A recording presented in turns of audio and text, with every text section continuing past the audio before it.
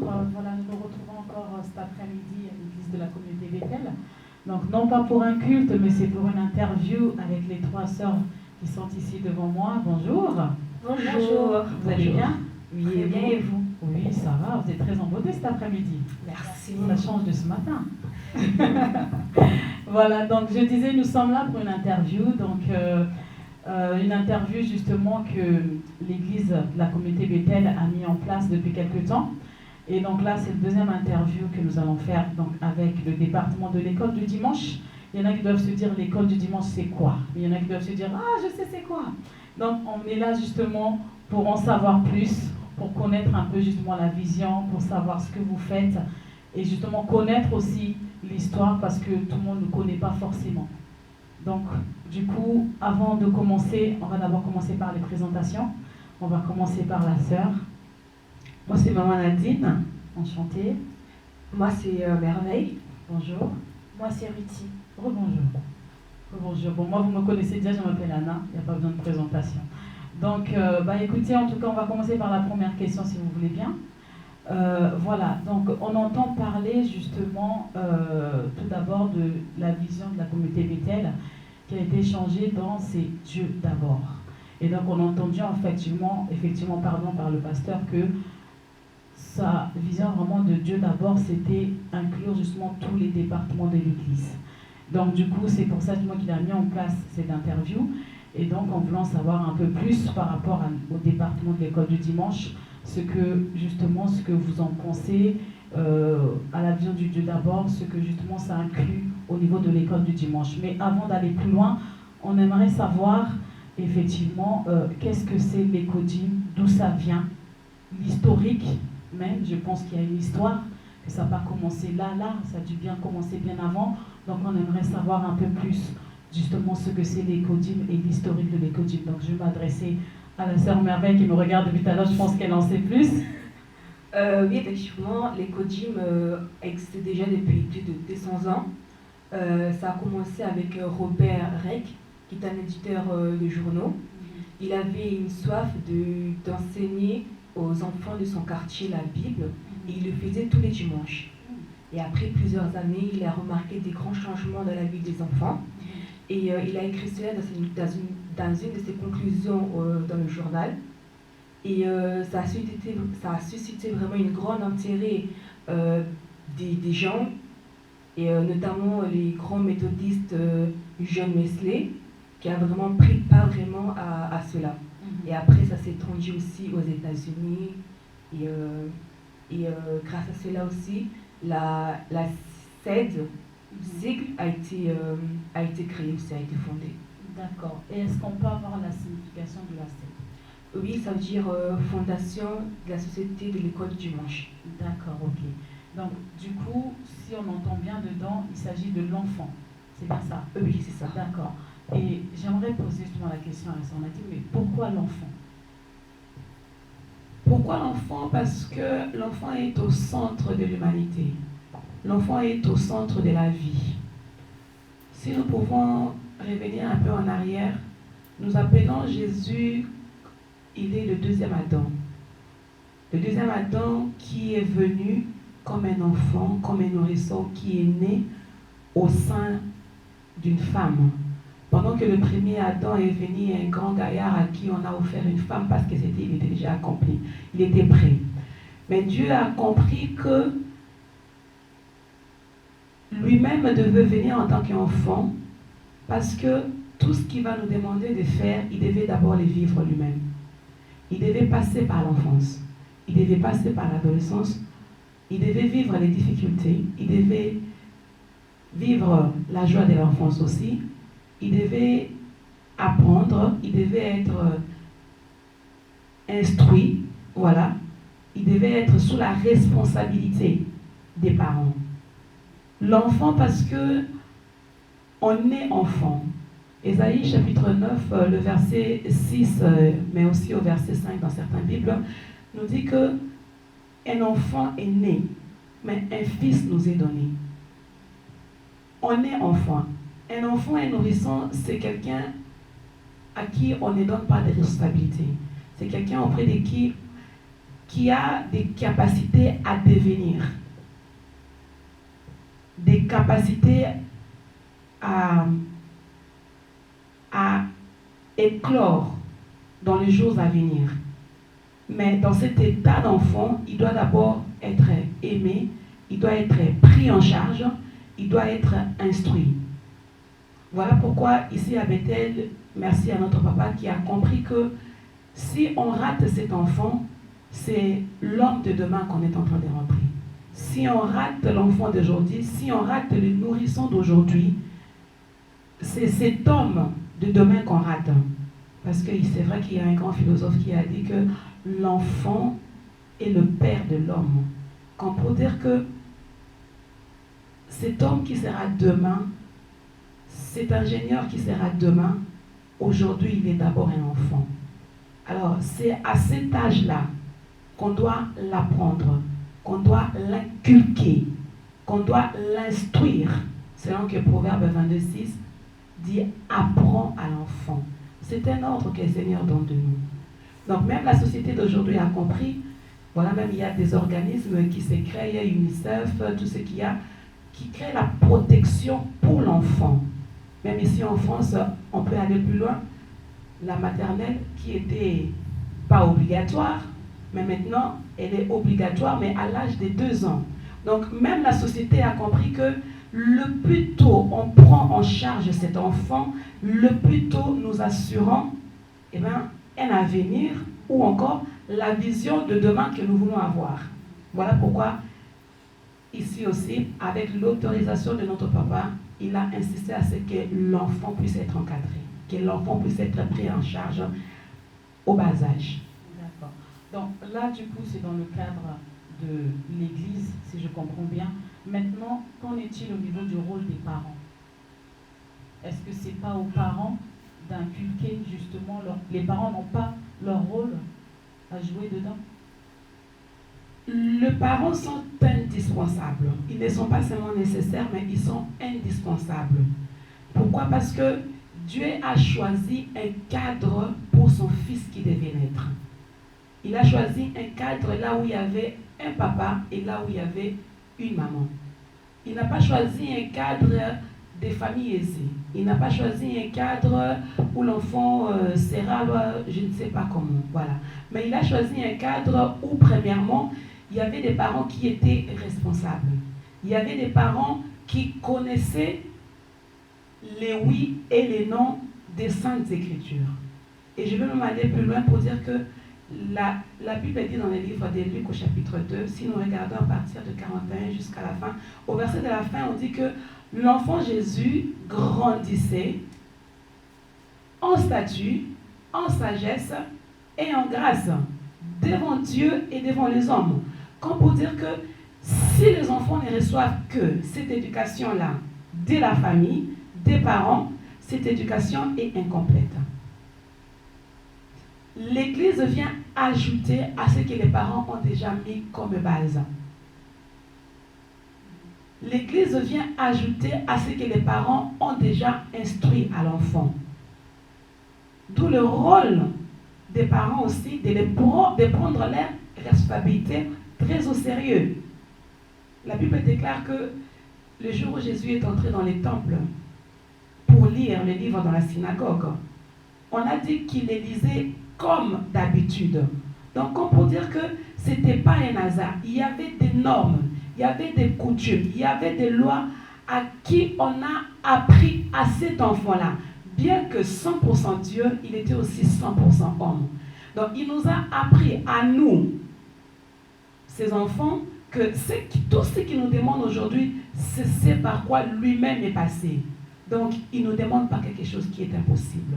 Il a été enfant, il a été élevé, il a été éduqué par des parents saints, mais des parents qui connaissaient la mission que Dieu avait pour son fils qui les avait confiés. Je veux même aller pour choquer quelques-uns pour dire que Jésus est né dans une famille d'accueil. Une famille d'accueil où Marie était sa mère biologique, mais Joseph n'était pas son père biologique. Donc on peut dire que le cadre dans lequel l'enfant naît n'est pas tellement ça, c'est parce que c'est là où la faveur de Dieu vient vraiment intervenir. Il fait grâce, il fait faveur à tous. Voilà. Donc le rôle des parents est très important. D'accord.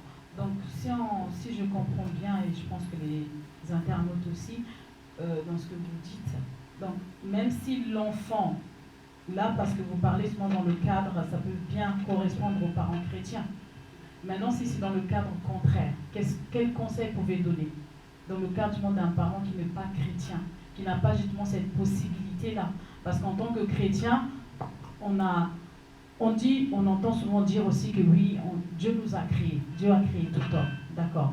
Et quand chacun de nous, il y a cette petite chose qui est là, qui fait que on a une conscience, on sait qu'il y a un petit truc de Dieu en nous. Maintenant, c'est vrai que cette chose-là prend conscience quand on connaît Dieu, mais quand on ne connaît pas Dieu, quand on n'a pas cette possibilité-là, pardon, qu'est-ce que vous conseillerez? Ce qui est vrai, c'est que Jean 3,16 est Dieu a tant aimé les hommes, il a tant aimé le monde qu'il a donné son Fils.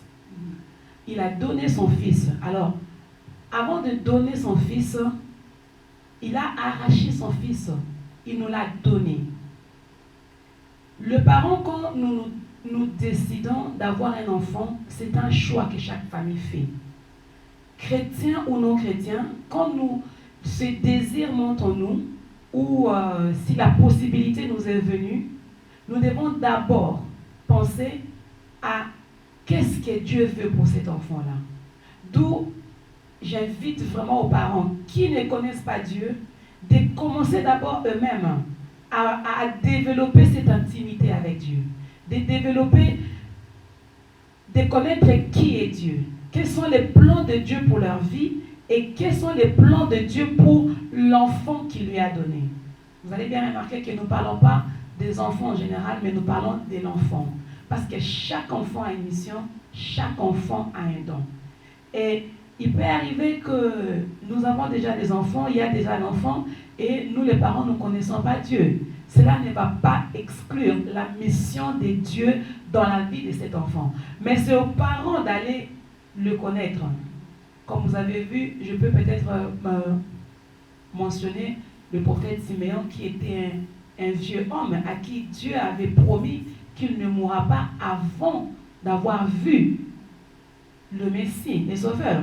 Et ce jour-là, la Bible dit, il était poussé par l'Esprit, il est allé dans les temples et ça a coïncidé que Marie et Joseph ont amené l'enfant comme d'habitude, comme la loi les disait.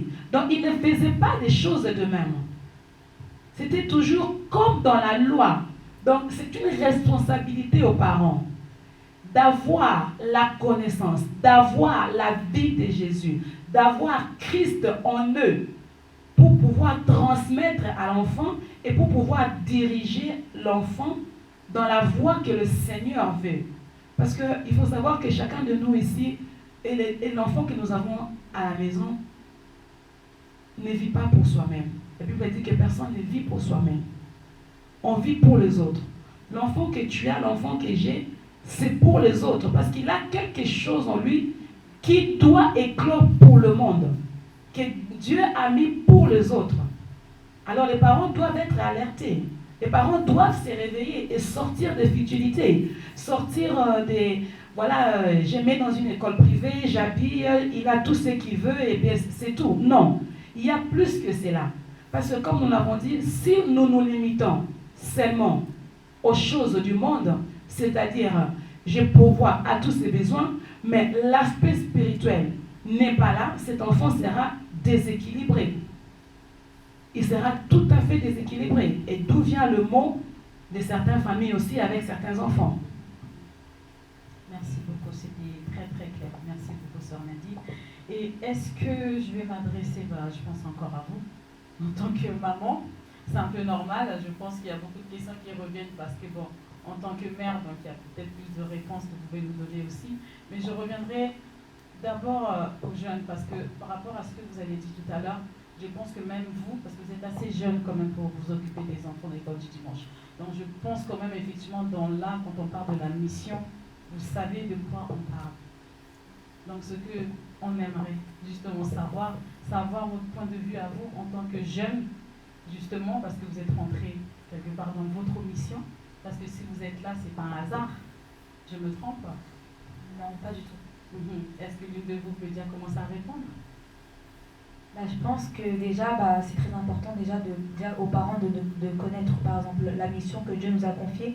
Mais je pense qu'aussi en grandissant, nous-mêmes en tant qu'enfants, en tant que jeunes, on se rend compte, lorsqu'on se cherche Dieu, on se rend compte que Dieu nous appelle dans une mission. Et donc je pense que avec la personne à côté de moi, je pense que on s'est rendu compte, c'est nos parents qui nous ont inculqué des valeurs, par exemple des valeurs chrétiennes, parce qu'on a commencé l'école de dimanche comme vous, comme les petits qu'on est en train d'encadrer, on a commencé l'école de dimanche en venant à l'église, on nous enseignait comment prier, comment lire la Bible et tout. Mais on a eu cette rencontre personnelle avec Dieu. Donc ça veut dire qu'on a eu cette rencontre qui a fait qu'on a compris, par exemple, pourquoi il faut suivre Dieu, pourquoi il faut faire ceci, cela. Et donc je pense que ça a permis que nous puissions vraiment comprendre et approfondir notre relation avec Dieu et de rentrer dans notre destinée et rentrer dans cette mission. Et donc je pense qu'en tant que jeune, c'est important comment dirais-je, de rentrer dans la mission que Dieu nous a appelée. Et voilà, je pense que j'ai cette place. Et pour toi? C'est important qu'on se cherche aussi, on cherche Dieu, on se demande vraiment pour quelle raison on est né, pour quelle raison on a été créé, parce qu'on n'a pas été créé juste pour décorer le monde, mais on est créé parce qu'on a une mission en nous, comme Jésus avait sa mission. Et du coup, on doit se demander aussi à Dieu, qu'est-ce que tu as mis en nous? Du coup, au fur et à mesure qu'on grandissait, du coup, parce qu'on était à l'école aussi, comme ma collègue vient de dire, qu'au fur et à mesure qu'on grandissait, on a un peu essayé partout. On a peut-être essayé dans le protocole, dans le chant, dans les audiovisuels. On n'a pas trouvé notre place, on ne s'est pas vraiment senti bien. Et que si on a essayé quelque part, du coup, là, à l'école, on a vraiment trouvé notre place, on s'est vraiment senti bien. On a surtout demandé aussi la volonté de Dieu. C'était vraiment dans ça qu'il nous voyait. C'est hyper important de demander la volonté de Dieu. Parce que nous, on peut être dans le champ, mais si ce n'est pas du tout dans ça que Dieu nous voit, on ne pourra pas faire notre mission, on ne pourra pas toucher les gens, on ne pourra pas vraiment faire vraiment ce que nous devons faire. Merci beaucoup. Merci beaucoup. Vous voyez, donc, il n'y a pas, comme elle disait, effectivement, il n'y a pas d'âge. Il n'y a pas d'âge. Et c'est vrai que c'est vraiment la grâce de Dieu. C'est vraiment la grâce de Dieu. Et c'est vraiment un exemple. Vraiment, c'est un exemple parce que quand tu parlais, effectivement, c'est vraiment, elles me sont venues à l'esprit, je dis non, elles ont quelque chose à dire parce que je pense que d'autres personnes peuvent avoir votre âge, peuvent aussi s'interpeller justement dans quoi elles sont appelées à faire. Et justement, ça vient de la mission de l'enfant. Donc avant justement d'être d'abord ce que vous êtes aujourd'hui, vous avez d'abord été un enfant. Justement. Donc elles disent elles-mêmes qu'elles ont été un enfant de l'école du dimanche. Et aujourd'hui, elles sont monitrices. En tout cas, vraiment bravo. Vraiment, je vous encourage vraiment à continuer comme ça. Je vous encourage vraiment. Merci beaucoup. Et vraiment, merci beaucoup parce que c'est vrai que c'est très très chaleureux. Vraiment, je pense que tu es bénie. Vraiment, d'avoir des jeunes bien fraîches. En tout cas, continuer comme ça, en tout cas avec l'aide de Dieu.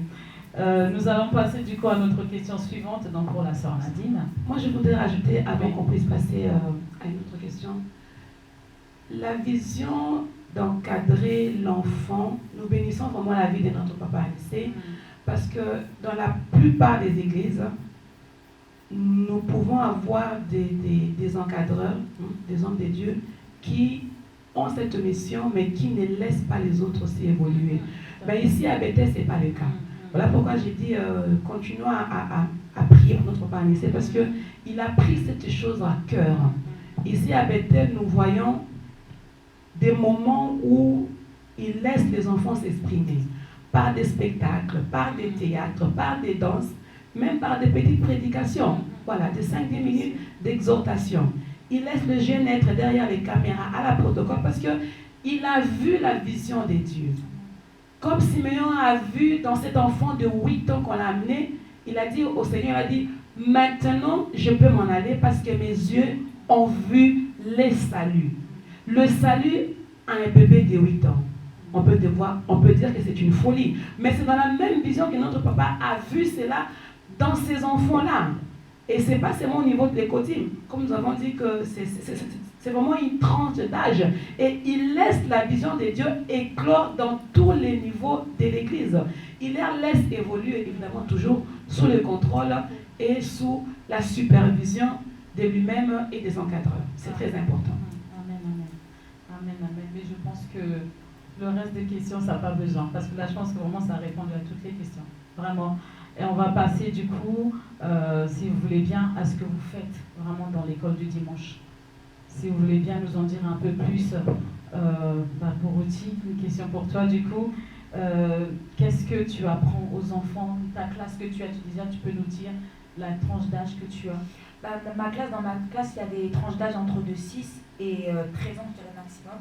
Et donc avec ces enfants, je pense que je leur parle de la parole de Dieu, comment prier, comment lire la Bible, mais comment par exemple avoir une relation avec Dieu, comment à leur âge déjà, comment ils peuvent servir Dieu, parce qu'il y a des personnes, je pense qu'ils ont un don et ils peuvent servir Dieu maintenant. Donc je leur apprendre tout ce qui est en rapport avec Dieu, tout ce qui est lecture de la parole, par exemple parler à un ami, par exemple je pense qu'ils sont entourés, en allant à l'école, ils sont entourés par des camarades ou peut-être par des professeurs, pas les professeurs non, mais par rapport à des amis, etc. et tout. Donc je leur apprends par exemple comment parler de Dieu, comment prier, comment par exemple prier avant de manger, comment prier avant de dormir, donc des choses basiques, une base chrétienne dans leur vie en fait. D'accord. Moi, j'ai plutôt les enfants de 3 ans à 5 ans. Et il faut dire que c'est un peu mélangé. Ils n'ont pas tous au moins le même niveau. Et que surtout, il faut vraiment être moins spécifique. Parce que je ne peux pas faire avec tous les autres les mêmes trucs des enfants de 3 ans aux enfants de 5 ans. Surtout qu'ils sont très vite aussi déconcentrés et qu'il ne faut pas que je fasse vraiment les mêmes choses plus de 30 minutes ou 20 minutes. Franchement, c'est impossible. Je vais vraiment les perdre. Du coup, avec eux, je lis les histoires bibliques. Je les pose vraiment aussi à me dire vraiment qu'est-ce qu'ils ont compris. Je les apprends aussi à prier. Bon, je ne demande pas de prier, mais moi je prie et je leur demande de répéter après moi. On fait aussi des coloriages des personnages bibliques, ils dessinent, on fait vraiment des activités, quoi. Moi, de ma part, j'ai eu la grâce d'avoir des plus grands, voilà. Ça commence à partir des 14 ans et voilà jusqu'avant les lycées. Et ils sont dans une tranche d'âge où ils sont en pleine adolescence et puis un peu, ils sortent de la puberté, ils sortent de l'adolescence pour passer à être des jeunes adultes. Donc, on comprend les soucis de se conformer au siècle présent, la pression surtout du monde, la pression d'être comme les autres, de se mêler. Voilà. Et c'est vraiment par la grâce de Dieu, j'ai béni le Seigneur parce que la plupart de ma classe, ce sont des enfants où cette éducation a commencé à la maison. Cette suivi, cette base a été placée dès la maison. C'est vrai, dans la société, on ne peut jamais avoir des gens qui ont la même capacité ou des gens qui viennent d'une même classe sociale. Voilà. Cette différence-là, des capacités à apprendre, fait que nous puissions adapter les choses. Adapter les choses selon les soucis de tout un chacun. Parce que nous rappelons toujours que nous voyons l'enfant comme étant un individu et non pas comme étant une collectivité. Donc, avec ma classe, nous faisons des échanges de ce qui le préoccupe, des questions auxquelles il faudra qu'on puisse répondre. On répond ensemble en s'appuyant toujours sur la parole de Dieu, parce que nous nous sommes mis en commun accord que notre code de conduite, c'est la parole de Dieu. Tout ce que nous devons dire doit être appuyé par la parole de Dieu. Si la Bible le dit, c'est-à-dire c'est ainsi.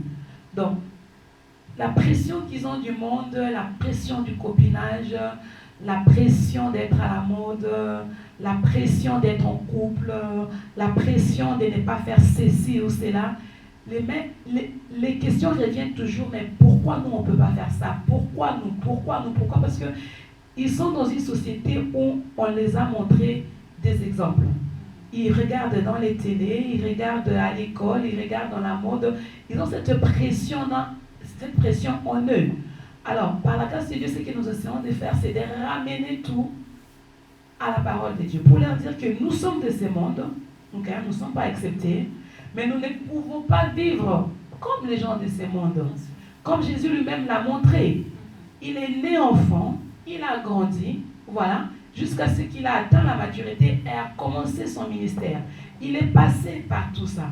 Donc, ce que le Seigneur attend de nous, moi, eux, au même moment, c'est que il a été notre modèle. Voilà, il a été notre modèle. Parce que si nous parlons de Jésus, nous parlons de lui, il est la seule référence, c'est le modèle. Il n'est pas un exemple, il est le modèle de perfection. Et il ne peut jamais nous demander, ni à nous qui sommes parents, ni à ceux qui sont jeunes, ni aux enfants, ce que lui-même n'a pas fait. Parce que n'oublions pas, il était 100% Dieu, il était 100% homme. Donc cette pression de la société, il a vécu. Ces questions de la vie, il a vécu. Mais tout s'est référé à ce que il a trouvé chez lui à la maison et à ce qu'il a appris, il a retenu. Voilà. Merci beaucoup en tout cas pour vos réponses, vraiment merci. Et du coup pour la nouvelle année, parce que je pense que ça doit, l'école du dimanche doit procéder comme l'école normale, où les enfants vont du lundi au vendredi, et donc vous avez un programme que vous avez établi, je pense que vous faites à l'année. Comment ça se passe Par la grâce de Dieu, ce que nous faisons à chaque année, à chaque nouvelle année, okay, nous prenons toujours un temps de prière. Parce que c'est quelque chose qu'à la communauté Bethel, nous avons appris cela aussi par notre papa. Avant de prendre une ligne de conduite qu'on sort, il faut d'abord consulter Dieu. Ici, c'est la prière d'abord. C'est avec cette intimité avec Dieu que le Seigneur vous montre qu'est-ce qu'il attend de vous. Quels sont les projets qui peuvent être développés dans chaque département. Et pour qui, dans notre cas, le go est toujours donné bien avant que l'année se finisse. Voilà. Quand tous se sont déjà dans les retraites pour demander la protection et consorts, nous sommes déjà dans « Seigneur, qu'attends-tu de nous ?» Parce que tu as une vision pour chaque enfant. Et la vision que nous pouvons avoir dans le département de l'Écodie n'est jamais loin de ce que l'Église a. Parce que c'est d'abord la vision de papa, c'est d'abord la vision du pasteur Anissé, à cela que le Seigneur est en train de déverser à chacun sa part. Parce que nous sommes l'Écodim, l'école des dimanches au sein de la communauté Bethel. Donc les projets que nous pouvons avoir ne peuvent jamais aller à l'encontre. Comme maintenant on parle de Dieu d'abord, le Seigneur l'a très bien souligné, nous l'avons compris avec notre papa. Et même nous, dans les enseignements que nous donnons aux enfants, nous insistons sur Dieu d'abord. Qu'est-ce qu'est Dieu? Avant quoi que ce soit. Que les enfants puissent le comprendre à leur niveau. Parce que comme nous l'avons dit, on est enfant, mais on devient un fils. C'est aux enfants qu'on doit apprendre pourquoi Dieu doit être à la priorité. Pourquoi il doit être à priorité. Pourquoi il est indispensable à cet enfant de savoir dès son bas âge que je ne peux pas aller sans Dieu. Dès son réveil, voilà. Donc les plans, les visions sont toujours dans ces mêmes ordres-là. Voilà. D'accord, merci beaucoup. Et est-ce que dans chaque classe, vous avez des projets pour la nouvelle année? Oui, on a des projets, par exemple, par rapport à ma classe, parce que comme j'encadre, comme j'ai dit précédemment, j'encadre des enfants entre 6 et 13 ans. Donc, je pense que, comme projet, je pense que c'est de faire, par exemple, beaucoup de sorties culturelles. Par exemple, avoir un bus spécial pour nous permettre de faire des sorties, par exemple, au musée. On peut avoir un cadre de l'église, mais on peut aussi avoir un cadre scolaire afin d'apporter une sorte de connaissance à l'enfant. Donc, par exemple, des sorties à l'église, des sorties peut-être visiter d'autres églises, comment ça se comporte, comment visiter d'autres écodymes, etc., comment ça se passe, comment ils font, leur façon de faire, etc. D'accord. Et pour toi, avec la classe, t'es tout petit? Pour moi, j'ai comme projet de les aider encore plus, de faire encore plein de trucs avec eux pour qu'ils puissent vraiment comprendre. Surtout, je leur demande aussi qu'est-ce qu'ils veulent vraiment comprendre et dans quoi ils ont aussi du mal. Parce que je peux avancer vite, mais si moi je suis devant et eux sont encore derrière, on ne pourra pas être dans le même niveau. Et j'ai vraiment comme projet de faire beaucoup d'activités, des jeux, beaucoup de différentes formes d'apprentissage pour qu'ils puissent vraiment comprendre vraiment c'est quoi la Bible et surtout c'est qui vraiment Dieu. Et pourquoi vraiment, dès petit, on doit vraiment savoir cela. Pour mes grands, l'enfant doit éclore. Il doit sortir de son lieu de confort. Il doit montrer à l'humanité ce qu'il a en soi. Parce qu'ils sont dans une tranche d'âge où il y a encore la timidité, il y a encore la peur. Alors nous travaillons sur ça. Nous travaillons sur la prise de la parole, le partage, la prise de l'opinion. Même une opinion qui est pas toujours selon la Bible, mais au moins l'exprimer. Que la pensée puisse être exprimée et à nous les parents, à nous les monitrices, maintenant de ramener cette opinion-là, cette pensée, selon la parole de Dieu. Et nous travaillons aussi, par la grâce de Dieu, à aller voir des films chrétiens. Okay? Des films chrétiens parce que nous sommes dans une société où tout est ludique. Ils sont attirés tellement par ce qui frappe que nous ne pouvons pas mettre de côté ce que le monde les offre. Nous devons le montrer, ce que le monde les offre, et les ramener à ce que Dieu offre de mieux. On ne peut pas les exclure de la société, de la vie où ils vivent. Et nous rappelons et nous ne cesserons de les rappeler, bien qu'à l'église, les enfants doivent être focalisés sur les études. Parce que Dieu, comme nous le disons, c'est un Dieu responsable. Dieu, c'est un Dieu qui aime les sciences. Okay? La Bible dit que le monde est régi par la loi de Dieu et les lois de Dieu. Les lois de Dieu, ce sont les sciences. Donc nous poussons les enfants à aimer l'école. Nous poussons les enfants à pousser loin. Ça peut vous paraître drôle au collège, voilà, ils ne sont même pas encore au lycée. Pourquoi? Parce que si cette envie-là, si en me parlant, si avec cet échange, le Seigneur par sa grâce me fait détecter que cet enfant, c'est une future journaliste, moi je dois pousser cet enfant-là à aller plus loin dans ses études. Si peut-être à la maison ils ne le feront pas, moi j'ai l'obligation de dire à cet enfant, voilà, je dois les pousser. Donc, nous poussons les enfants à aimer l'école. Nous poussons les enfants à découvrir même les matières qui leur semblent difficiles. Okay? Parce que nous voulons avoir des bons chrétiens, aimant Dieu, servant Dieu, mais nous voulons aussi avoir des bons chrétiens éduqués. Nous ne voulons pas avoir des chrétiens avec une éducation ratée. Parce que c'est aussi possible. Voilà. Merci beaucoup. Ce sont des projets. Des projets. Donc on attend la nouvelle rentrée 2023, 2024 en tout cas. Voilà, nous arrivons à la fin, mais avant de terminer, est-ce que vous avez un mot, un conseil à donner aux parents pour l'enfant, concernant l'enfant?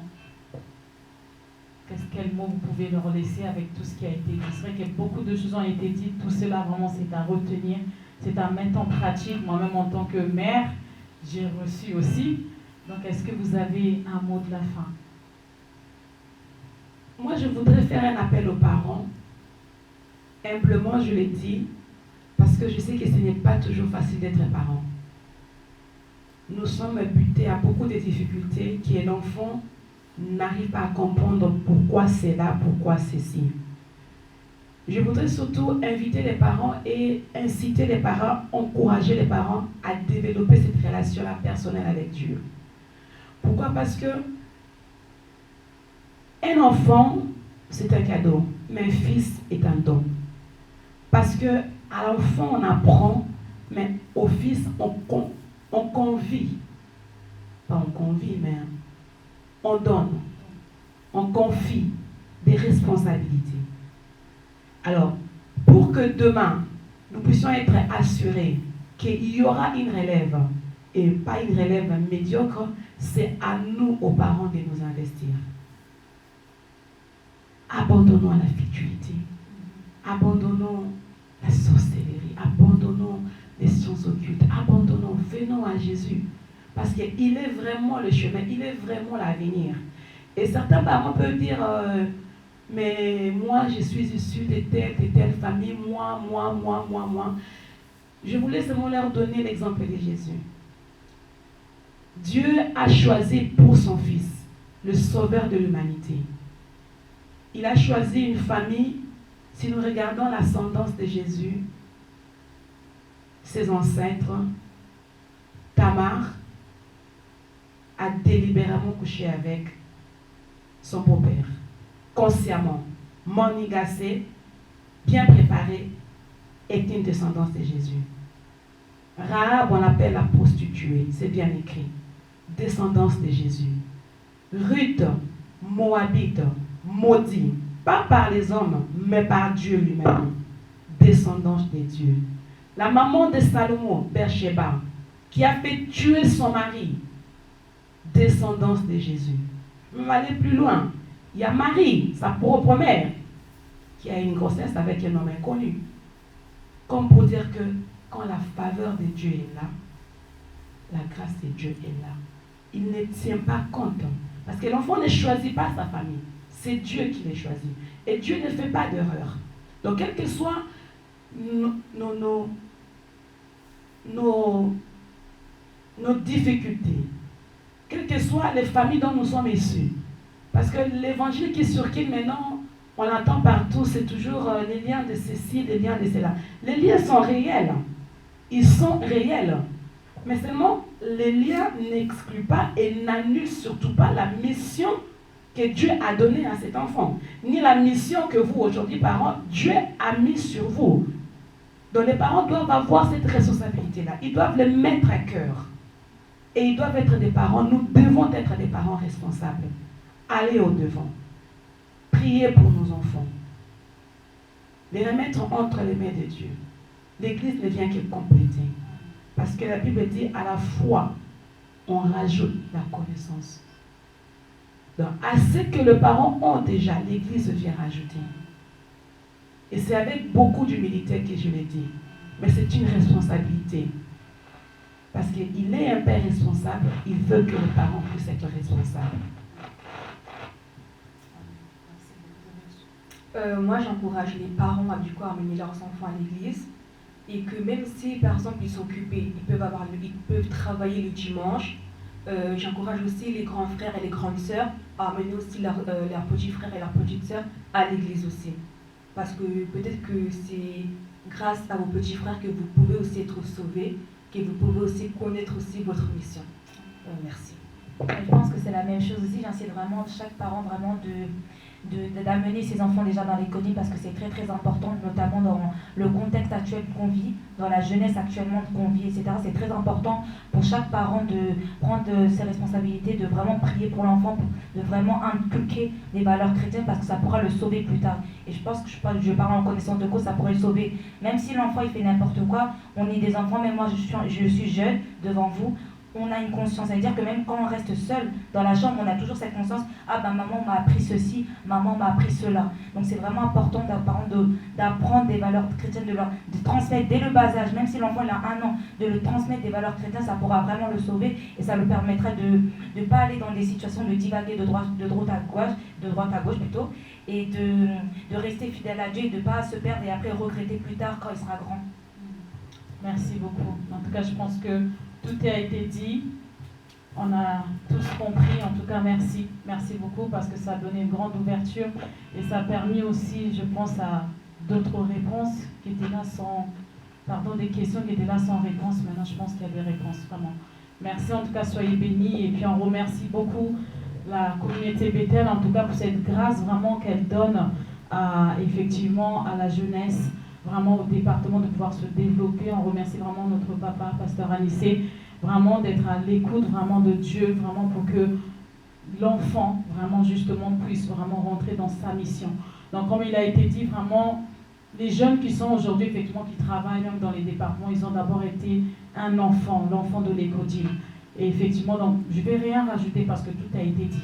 Vraiment en tout cas, si je parle en tant que parent, en tant que mère, effectivement, on a entendu vraiment en menant nos enfants à l'église et ne les laissons pas à la maison pendant que nous on vient à l'église. Vraiment emmenons-les à l'église et déposons-les à l'école du dimanche. Et surtout, ne les déposons pas comme a dit notre sœur Nadine, on les dépose à l'école du puis on s'en va à la maison. Non, venez, soyez avec les enfants. Et surtout quand ils rentrent à la maison, qu'on prenne le temps de leur demander qu'est-ce qui a été dit, qu'est-ce que tu as fait.